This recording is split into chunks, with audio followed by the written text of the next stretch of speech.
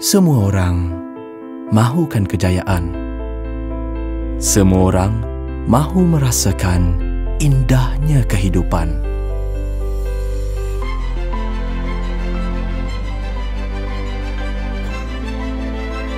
Tapi, kejayaan tidak datang bergolek.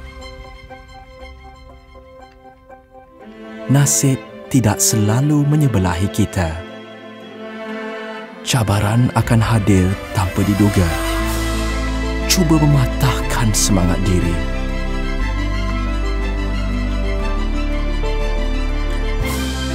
Bersedialah sebaiknya, kerana ada kala iltizam tertinggi tidak akan memadai.